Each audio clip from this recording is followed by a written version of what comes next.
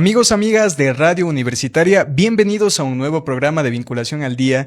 En esta ocasión, debido a la tercera Bienal de Vinculación que se está llevando a cabo en la Universidad de Cuenca, y me complace dar la bienvenida a la doctora Judith Salgado Álvarez. Ella es docente e investigadora. Doctora Judith, gracias por acompañarnos. Muchas gracias por la invitación. Doctora, usted ha conversado sobre el tema de la paz y sobre todo haciendo énfasis en las prácticas corporales espirituales. ¿A qué se refiere esto y de qué manera estas prácticas nos ayudan a conseguir la paz? Pues sí, esto primero aclarar que hace parte de mi investigación doctoral, es decir, que llevo como todo un tiempo, casi 4 años, de investigar 3 colectivos de mujeres. Cada uno de estos colectivos tiene una práctica corporal espiritual. La Casa Ochun, la danza afroecuatoriana. El otro colectivo es la Fundación Mujer de Luz, Ecuador, que practican y difunden el Kundalini Yoga. Y el otro colectivo es Grial Ecuador, que practican y difunden la meditación Zen. Entonces, cada una de estas prácticas tienen como un referente el no disociar el cuerpo del espíritu. En realidad tienen una visión, yo diría, holística del ser humano, en donde aparecen todas estas dimensiones: lo físico, lo emocional, lo energético, lo mental, lo espiritual y lo contextual. Es decir, como percibir, en este caso al ser humano, en toda esa interrelación compleja y al mismo tiempo ligada a lo que es la tierra.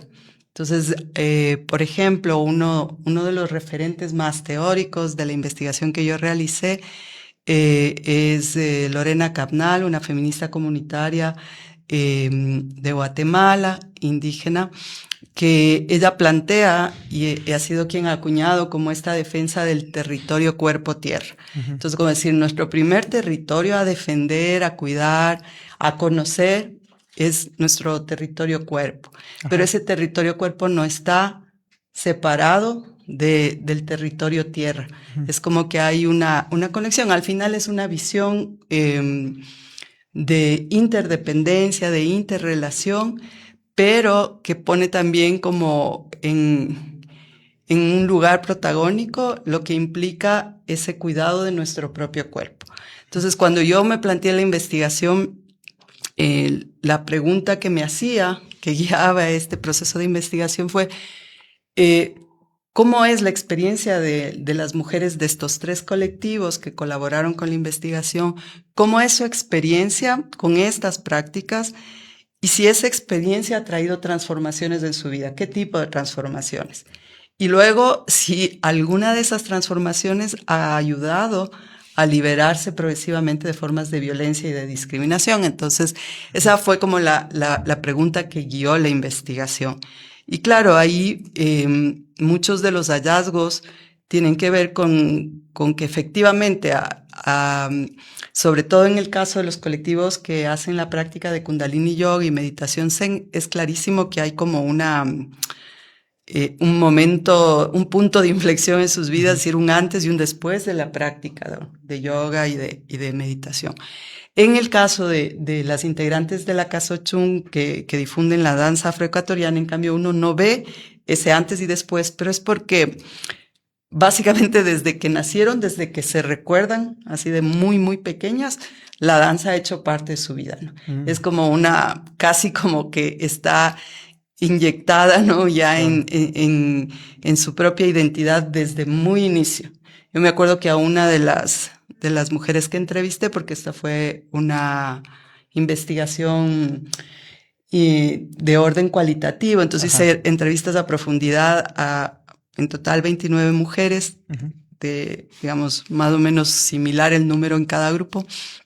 Y cuando yo le preguntaba, ¿y desde cuándo practicas la danza? Y ella me respondió, pero con toda naturalidad, pues desde que estaba en el vientre de mi madre, más o menos, ¿no? Y es como que tienen mucho ese vínculo con la ancestralidad, con percibir que eso como que ya viene incorporado, ¿no? Entonces, sin embargo, claro que uno puede ver cómo, en el caso de ellas, que es específico de que no hay ese antes o después, sino que es como desde siempre, cómo eso les empodera, cómo eso les les ayuda también a ir reconociendo formas de violencia, a liberarse de esas formas de violencia, no en todos los casos, porque también hay quienes afirman que no, que digamos que la discriminación sigue presente, por ejemplo, sobre todo el racismo en el caso de ellas, y otras que en cambio sí que ven cómo a partir de esta práctica es como que el cuerpo mismo va soltando eso que está doliendo, esas rabias, esa frustración, pero al mismo tiempo, y eso es lo que a mí me ha parecido como un hallazgo realmente relevante, es que no solo que el cuerpo registra las opresiones, el racismo, el sexismo, sino que también es como vehículo a través de la experiencia de la práctica de liberación. Entonces, puede como de algún modo, y eso se da en los tres casos, que las mujeres vivan la experiencia de algo que necesitan llevar a su vida cotidiana. Entonces, por ejemplo, sentirse mucho más fuertes de lo que creían. Entonces, en el caso del Kundalini Yoga es una práctica exigente y hay muchas veces que es como que, mantén los brazos por decirte arriba, así, y un buen rato, ¿no? Claro. Y claro, uno siente, porque yo obviamente también hacía las prácticas para tratar de conocer más a fondo, que ya no va a poder más, ¿no? Y ahí está la profe diciendo, no, y que dale. Y por ejemplo, hay mujeres que trasladan esa experiencia de cuando creen que están en un límite, que no van a tener fuerza, que no van a poder, y luego recuerdan eso en una situación de su vida cotidiana en donde vuelve esa idea, no voy a poder, esto es demasiado, y de repente recuerdan y como que sale toda una fuerza y les va llevando también a hacer transformaciones en su vida. Claro. Entonces, estaríamos hablando prácticamente de una sanación de tipo individual, ¿o hablamos también de una sanación que puede expandirse a lo colectivo? Es como que es imposible, así como te decía antes, como esa imposibilidad de dividir, de escindir el cuerpo y el espíritu, aquí también. Es como que esas categorías a los que estamos tan acostumbrados en general de una visión dicotómica, ¿no? Por ejemplo, cultura, naturaleza, femenino, masculino, razón, emoción, individual, colectivo. Pues en el caso de la experiencia de estas mujeres, es que es claramente que eso no se puede separar. Entonces, claro, hay un proceso individual en el sentido que cada mujer lo va a vivir de acuerdo a su historia personal, pero los procesos de sanación que ellas llaman, digamos, algunas de ellas que hacen referencia a procesos de sanación, no están, o sea, no son un esfuerzo individual, sino que surgen o si quieres resuenan individualmente y colectivamente, porque además en todos los casos, y eso sí es como uno de los hallazgos reiterativos en los tres colectivos, es la valoración del grupo, de hacer esto en colectivo. No es una práctica que realizan solas.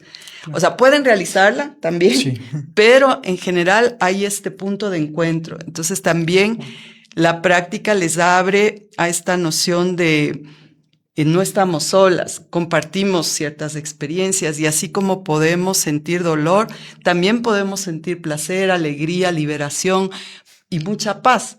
Una paz que digamos que sí que viene de adentro, como de ese autoconocimiento que surge a través de la práctica y de tener en cuenta que el cuerpo mismo es como una expresión consciente, pero que sin duda está íntimamente ligado a la posibilidad de sentir que perteneces a un grupo, que todo el tiempo está siendo acogida, acompañada, aceptada, como ese espacio en donde puedes sentir que es posible que seas tú misma, que te muestres tal cual, que puedas mostrarte también vulnerable y al mismo tiempo también puedas mostrarte como en un momento dado con mucha fortaleza para sostener a otras. Entonces es como decir, tienes una red ahí, una red que te va sosteniendo, que va acompañando y que al final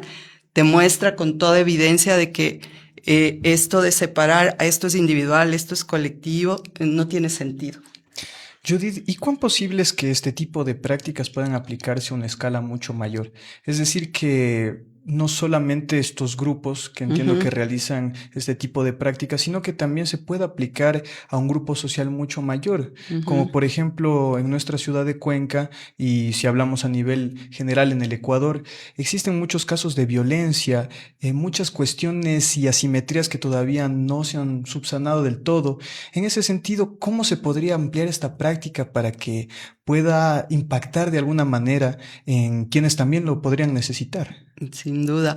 Bueno, debo decirte que, por ejemplo, en el caso del colectivo de la Fundación Mujer de Luz Ecuador, de hecho, los programas sociales que ellas realizan para difundir la práctica del Kundalini Yoga estaban muy ligados a los centros de equidad y justicia. Claro, esta investigación fue hecha en Quito.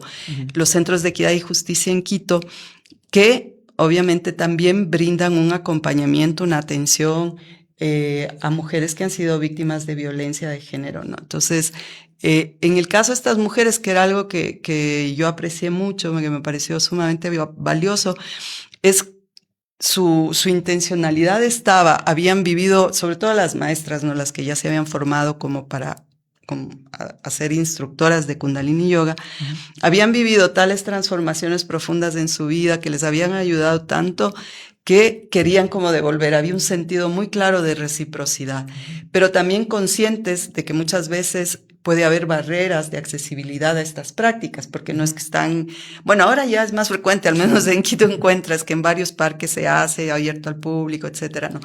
Pero en el caso de ellas fueron como muy directo a un convenio con los centros de equidad y justicia.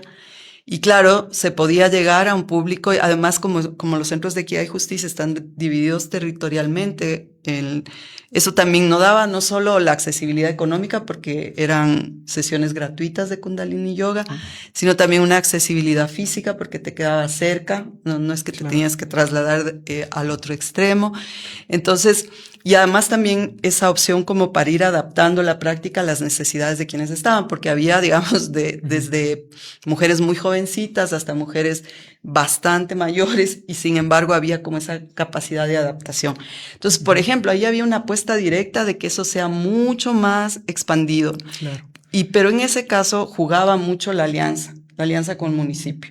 Entonces, por ejemplo, a mí me parece que cada vez más, ojalá, también las instituciones públicas y sobre todo las que son más cercanas al territorio puedan darse cuenta de todos los beneficios que este tipo de prácticas puede traer.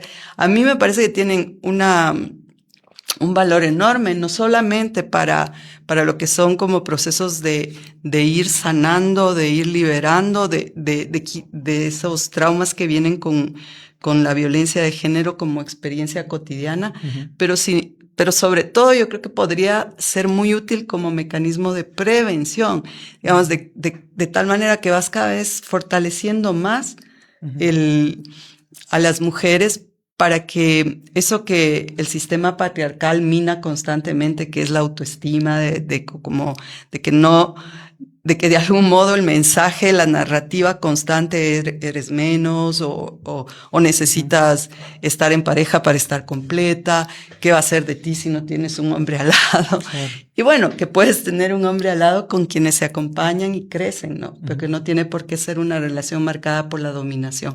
Entonces yo creo que ahí lo crucial es que pueda haber como un reconocimiento de prácticas que han estado ahí, que tienen mucho que dar, pero que todavía aparecen como casi que medio como me decía alguna de las participantes en la Bienal, como una práctica quizá más snob, que más para ciertos grupos privilegiados, y como que hubiera ahí incluso como una exclusión de clase, ¿no? Pero es posible llevarlo, efectivamente, como a quienes puedan acceder y facilitar las condiciones para que sea accesible. Sin duda. Vemos que la violencia de género es un problema realmente estructural y percibo que estas prácticas son realizadas desde la perspectiva de las mujeres en este caso. Pero entiendo que no puede ser la solución completa del problema. Entiendo que hay muchos matices más por abordar y en ese sentido, ¿qué es lo que hace falta para que la sociedad ecuatoriana, además de estas prácticas, puedan encaminarse hacia una meta de desarrollo en este sentido? A ver, yo diría que sí, no, obviamente este es como simplemente visibilizar opciones que están ahí, alternativas que pueden ayudar y fortalecer a las mujeres.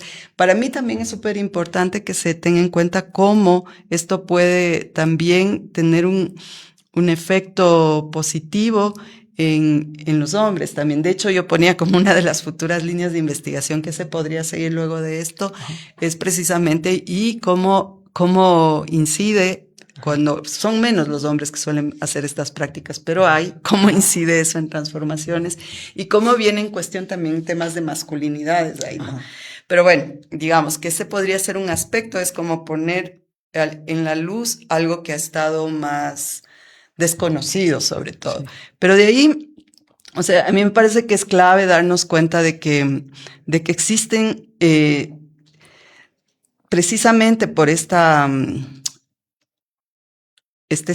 sistema patriarcal que coloca todo, no solo a las mujeres, sino también a todo lo que se considera femenino, lo coloca en un lugar de desvalorización, como que fuera menos. Claro. Entonces, cuestiones como el cuidado, como la sensibilidad, que no son características solo de las mujeres, sino características humanas, la empatía, la creatividad, la conciencia, digamos, cómo eso que no ha sido, porque claro, ha habido como una supravaloración de lo que podrían llamarse características más ligadas a lo masculino, que, insisto, también están en las mujeres, ¿no? Como la racionalidad, como la independencia, como la agresividad también, la asertividad para posicionar algo. Entonces, digamos, en ese sentido, yo creo que hace falta darnos cuenta de que eso que hemos infravalorado es esencial para el mantenimiento de la vida. Y da lo mismo, por ejemplo, en el tema de la violencia que permanentemente estamos ejerciendo contra la naturaleza. Es igual, hay una lógica ahí, sí, capitalista, sin duda, colonial, pero súper patriarcal, porque es cómo domino a la tierra, cómo me posiciono ahí para explotar algo que considero que me pertenece, le vuelvo un objeto. Y lo mismo puede reproducirse en las relaciones entre seres humanos.